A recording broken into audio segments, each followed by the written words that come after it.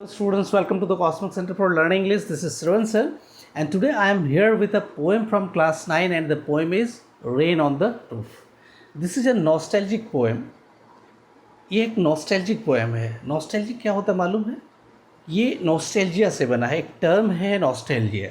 Nostalgia क्या होता है कि when you recall some past pleasant memory, ठीक है, कि कोई पुरानी जो खुशनुमा स्मृति है, ठीक है, या कुछ खुशी के पल जो आपने जिया है पास्ट में, वो आप जब रिकॉल करते हैं तो वो याद करके बड़ी खुशी मिलती है कि उस समय जो आपको आनंद आया था उसको याद करके खुशी मिलती है.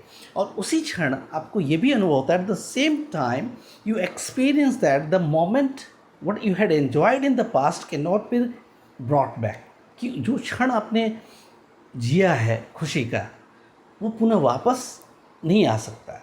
तो एक दुख भी होता है वहाँ पे. तो ये मिश्रित, ठीक है, खुशी और गम, ठीक है, जो क्षण वो वापस नहीं आ सकता इसका गम, और जो अपने आनंद जो खुशी प्राप्त किया था उसको याद करके जो आनंद मिलता है, दोनों के मिश्रित अनुभव को नॉस्टैल्जिया कहते हैं. ठीक है, इसके लिए एक टर्म का ये इस्तेमाल होता है नॉस्टैल्जिया. यहाँ पोएट के साथ वही बात है, ठीक है, कि जब बारिश की बूंदें उनके छत पर गिरता है, छत में जो टाइल्स लगे होते हैं, हम लोग खपड़ा भी कहते हैं, टाइल्स भी कहते हैं हिंदी में, ठीक है, तो उस पर जो बारिश की बूंदें गिरती है तो उसकी जो टप टप आवाज़, जिसको पैटर यहाँ पे पोएम में कहा गया है, पैटर वर्ड का इस्तेमाल भी होता है. तो जब वो बूंदें गिरती हैं तो बचपन में जब वो बारिश के मौसम में, बारिश के समय वो अपने बेडरूम में तकिए दबाकर लेटा होता, और जब बारिश की बूंदें गिर रही होती तो उस बारिश की बूंदों में, उस मौसम में बड़ा प्लेजेंट मोमेंट होता है बच्चों के लिए ये बारिश का मौसम. तो उस समय दिमाग में बहुत सारे सपने आते हैं, सपनों भरे विचार आते हैं, और वो उस सपनों में बच्चा खोया रहता है. बहुत सारे विचार, हज़ारों तरह के उसके स्मृति, हज़ारों तरह के भाव विचार वहाँ, लेकिन सभी प्लेजेंट होते हैं. ठीक है, ऐसा आता है. तो वो जो बचपन में होता था वो सारी यादें उनको आ जाती है, और इसके साथ साथ उनकी अपनी माँ की भी याद आती है कि जब बचपन में वो सोया, अपने भाई बहन के साथ सोया रहता था, माँ सुला के जाती थी, फिर रात में वो देखने आती थी, तो जब उनकी प्यार वात्सल्य भरी नज़रें उन पर पड़ती तो उनकी आंखों में जो प्यार दिखता था तो वो याद आती है. तो याद आने से एक तो खुशी मिलती है, और फिर चूँकि वो ना माँ वापस आ सकती है, नहीं इसकी उम्र वो वापस आ सकते हैं, तो वो क्षण वापस आ सकते हैं, इसका गम भी होता है. तो थोड़ा सा ये एक नॉस्टैल्जिक एक्सपीरियंस है पोएट के लिए. ठीक है, तो इसलिए इस पोएम को हम लोग नॉस्टैल्जिक पोएम कह सकते हैं. और अब हम लोग पोएम में लाइन वाइज समरी और एक्सप्लेनेशन में आते हैं, लेकिन उससे पहले थोड़ा सा हम लोग वर्ड मीनिंग देख लेते हैं. हालांकि वर्ड मीनिंग जब मैं पढ़ा रहा हूँ तब भी बताऊँगा, लेकिन एक बार सरसरी निगाह से हम लोग सारे वर्ड मीनिंग्स मैंने यहाँ पे इंग्लिश में लिख रखा है, मैं हिंदी में भी बताता हूँ मैं. देखिए, humid, humid full of moisture, मतलब नमी से भरा हुआ. ठीक है, दूसरा है स्टारी, स्टार मीन्स तारों से भरा हुआ. ठीक है, स्टारी, फुल ऑफ स्टार. तो एक पोएम में इस्तेमाल हुआ है फ्रेज़ का स्टारी स्फेयर्स. ठीक है, तो इसका मतलब होता है आसमान, ऐसा जगह जहाँ पे तारों से भरा हो. ठीक है, ऐसे स्फेयर्स का मतलब होता है प्लेस ऑफ एक्टिविटी. ठीक है, अगर इंडिविजुअल उसको देखें दोनों को अलग अलग. और starry means full of stars, तारों से भरा हुआ. उसके बाद ब्लिस है, ब्लिस मतलब हैप्पीनेस, खुशी. पैटर, पैटर साउंड ऑफ रेन ड्रॉप, जल की बूंदें जो टप टप गिरती है ना, तो उसकी जो टप टप की आवाज़ होती है तो उसको हम यहाँ पे पैटर कहते हैं. ठीक है, फिर है मेलंकोली, मेलंकोली में दुख भरा. ठीक है, या उसको सैड कह सकते हैं. ठीक है, या फिर जैसे मन की एक क्या कहते हैं उसको, दुख भरा जो मन होता है, कभी कभी स्वतः ही ऐसा लगता है कि खुशी नहीं आ रहा है मन में, तो वो जो एक एक्सपीरियंस है उदासीनता का, ठीक है, उदासी भरा, उसको यहाँ पे हम सैडनेस कह सकते हैं. लेकिन यहाँ पे मेलंकोली जो प्रयोग किया गया है जिसके लिए, वो एक फ्रेज़ के रूप में मैं पोएम जब पढ़ाता हूँ तो उसमें बताता हूँ. फिर टिंकल, टिंकल मीन्स जो रिंगिंग साउंड. ठीक है, टनटनाहट की जो आवाज़ है, to make a ringing sound. फिर सिंगल्स, सिंगल्स किसको कहते हैं, आप देखे होंगे छत में टाइल्स लगता है ना, हम लोग खपड़ेल का जो घर में खपड़ा लगता है, या फिर टाइल्स उस तरह के लगते थे स्क्वायर शेप्ड. ठीक है, या फिर वो कर्व्ड. तो ये जो स्क्वायर शेप्ड होता है ना टाइल्स, उसी को यहाँ पे सिंगल्स कहा गया है। ठीक है, फिर है ईयर। ठीक है, ईयर मतलब होता है कि बिफोर, अर्लियर, पहले का। ठीक है, फिर आते हैं उफ। ठीक है, उफ मतलब वेफ्ट होता है, क्लोथ। जैसे क्या होता है कि धागे को जो बुनते हैं ना, जैसे कपड़े कैसे बुनते हैं, जैसे धागे ऐसे है, ठीक है, हॉरिजॉन्टल फिर वर्टिकल, एक दूसरे के ऊपर जाता है। ये जो हैंडलूम में जो बुना जाता है कपड़े को, तो ये जो कपड़ा का रूप बनता है, धागों को पिरो कर, धागों को बुन कर, उसको हम कहते हैं वेफ्ट। ठीक है, समझ में आई। फिर है एगोन। एगोन मीन्स एगो। ठीक है, ये एक आर्केक लैंग्वेज जो पहले इस्तेमाल होता था, अभी हम एगो कह सकते हैं, उसको बिफोर कह सकते हैं। पैटर, पैटर में साउंड ऑफ रेन ड्रॉप्स, अभी मैंने बताया था, रिपीट हो गया है यहाँ पे। ठीक है, डार्लिंग ड्रीमर्स। डार्लिंग ड्रीमर्स का प्रयोग हुआ है यहाँ बच्चे के लिए।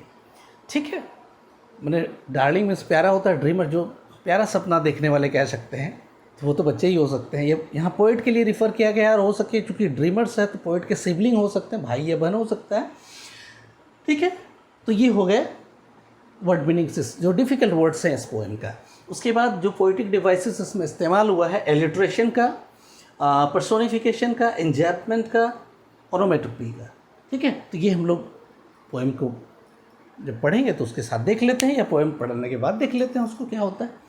चलिए आते हैं पोएम में। तो when I teach you the poem, you keep your book in front of you, okay, and a notebook with you with pen, so that if you find anything important you can write down there. आप कुछ important अगर पाते हैं पढ़ाते समय तो आप उसको नोट डाउन कर सकते हो।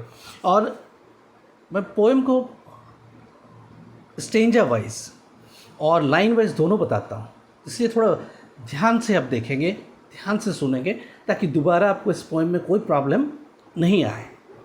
ठीक है, किसी प्रकार के क्वेश्चन आप आसानी से सॉल्व कर सकते हो।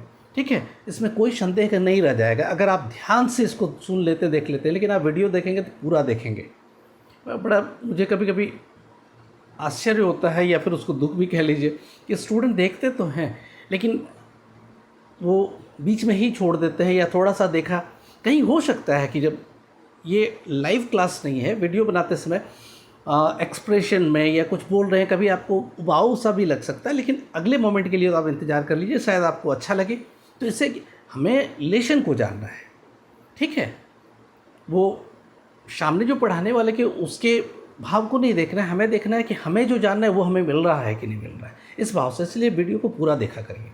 ठीक है, you watch the video till the end, then only you can be benefited. Okay, otherwise you will go the halfway. Okay, let's get into the poem. चलिए हम लोग पोएम में आते हैं, पोएम को समझते हैं। पहले कहता है when the humid shadows hover। पहले मैं इंडिविजुअल वर्ड को बताता हूँ लाइन वाइज, उसके बाद फिर हम लोग स्टेंजा वाइज उसको एक्सप्लेन करते हैं। समरी और एक्सप्लेनेशन दोनों साथ साथ देखते हैं। when the humid shadows hover, humid full of, अभी बताया था मॉइस्ट, ये मॉइस्चर। ठीक है, नमी से भरा हुआ। और शेडोज, शेडो मतलब क्या होता है, छाया। तो नमी से भरा हुआ छाया मतलब ये जो फ्रेज इस्तेमाल हुआ है, इसको सीधे सीधे क्लाउड के लिए हुआ है।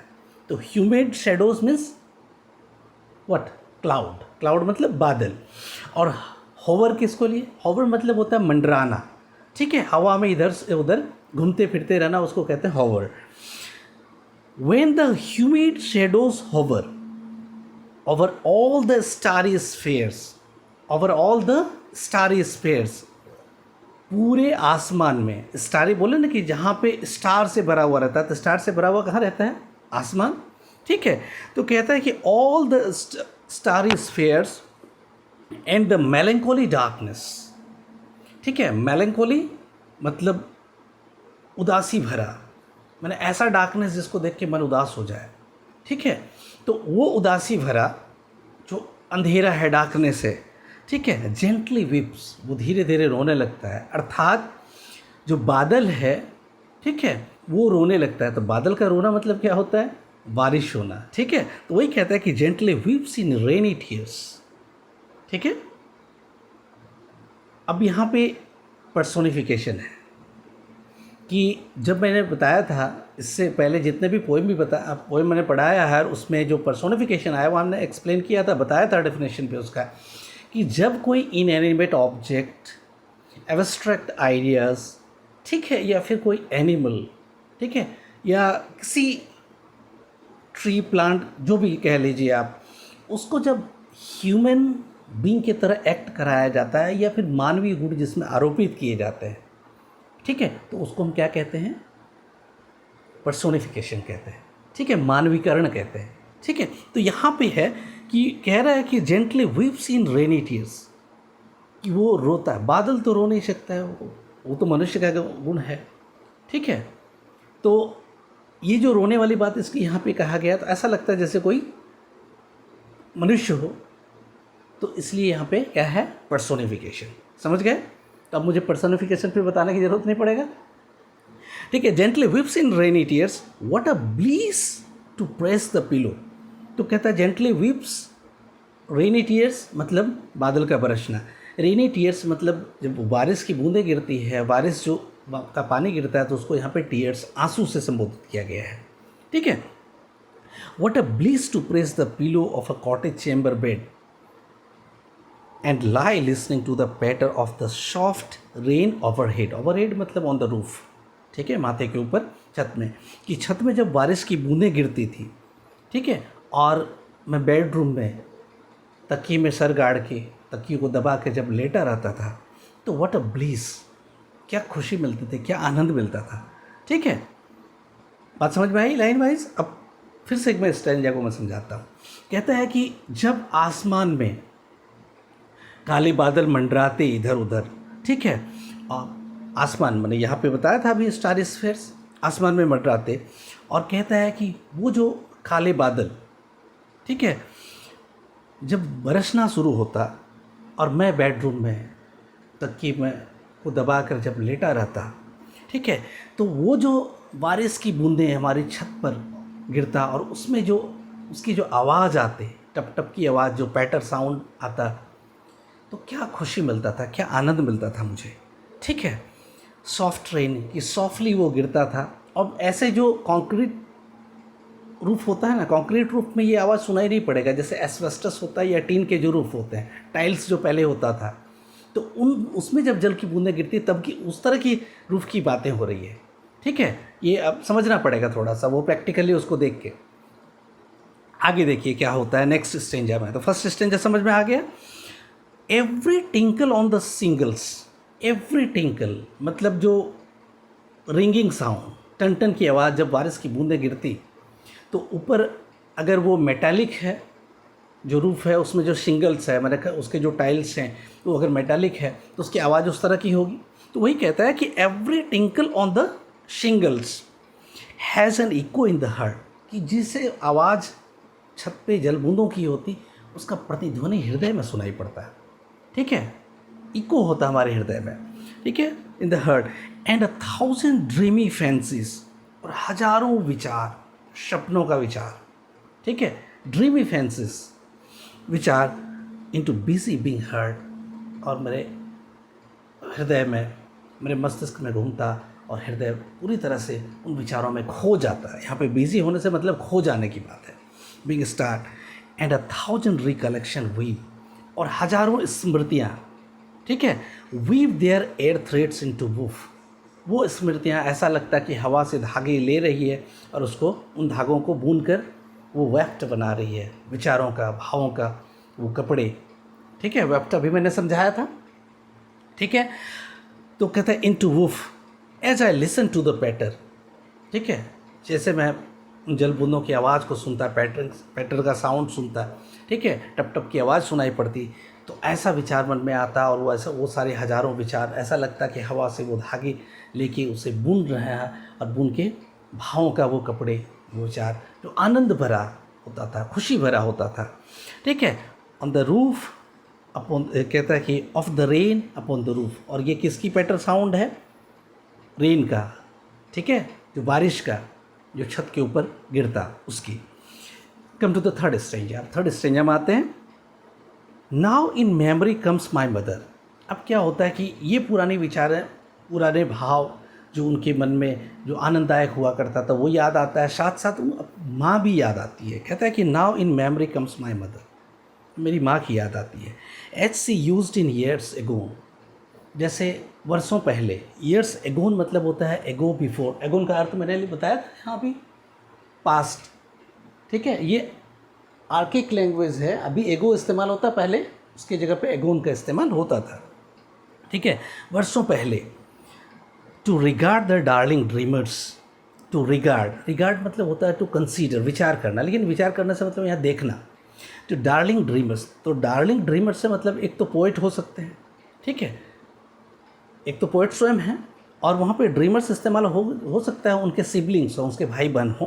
कहता है कि रिगार्ड द डार्लिंग ड्रीमर्स, ठीक है, ere she felt, she left, ere she left them till the dawn, कि वो सोने के लिए जो सुला जाती थी, सोने के लिए छोड़ जाती थी, वो देखने के लिए आती थी।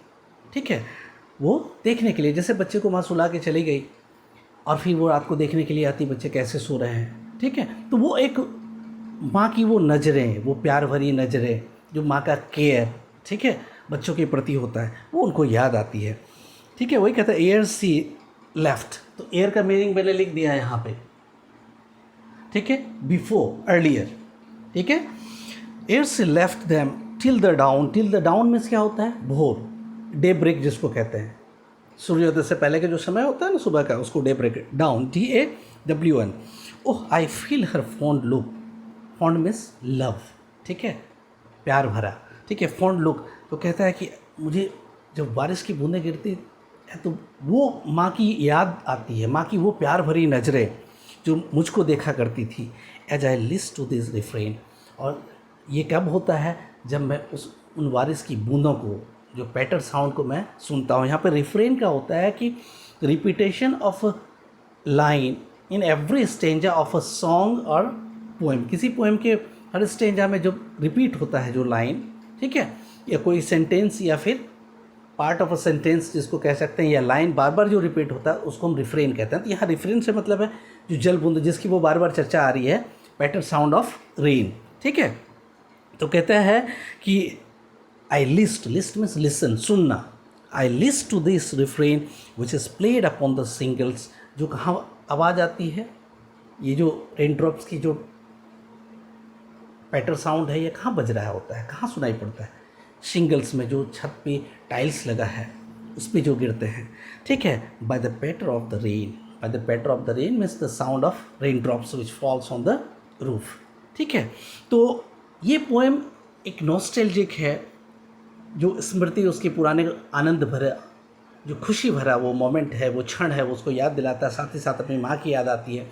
और कुल मिलाकर फिर थोड़ा सा उसका वो उदास भी हो जाते हैं इसको जानकर। तो हम ये कह सकते हैं कि वो व्यक्त वो यहाँ पे नहीं किया है, लेकिन जब इस तरह की बातें होती तो वो नॉस्टैल्जिक हो जाता है स्वभावतः। ठीक है, नेचुरली। तो ये पोएम यहाँ पे ख़त्म होता है।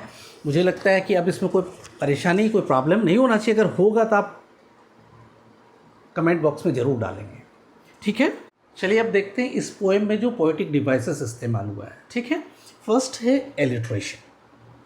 एलिट्रेशन क्या होता है कि repetition of a consonant sound in the beginning of 2 और more words in a line, ठीक है, is said to be alliteration. ठीक है, कि अगर सेम कॉन्सोनेंट साउंड का 2 या 2 से अधिक शब्दों में एक ही लाइन में रिपीट होता है तो उसको क्या कहते हैं, हम एलिट्रेशन कहते हैं। फॉर एग्जाम्पल आप फर्स्ट स्टेंजा में देख लीजिए, सेकेंड लाइन स्टार स्फेयर्स, और भी है।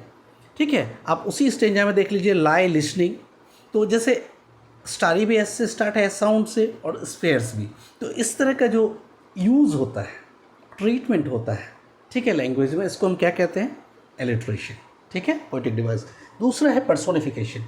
पर्सोनिफिकेशन कई बार मैंने पहले भी रिपीट किया है कि व्हेन एन इनएनिमेट ऑब्जेक्ट, जब किसी निर्जीव वस्तु को या एब्स्ट्रैक्ट आइडिया, ठीक है, इनएनिमेट ऑब्जेक्ट, एब्स्ट्रैक्ट आइडिया, या फिर कोई एनिमल, या फिर और भी जो मानव नहीं है, ठीक है, उसको जब मनुष्य के रूप में एक्ट कराया जाता है, when an inanimate object or an abstract idea और एनी एनिमल, ठीक है, insect are made to behave like और act like a human being, that is said to be personification.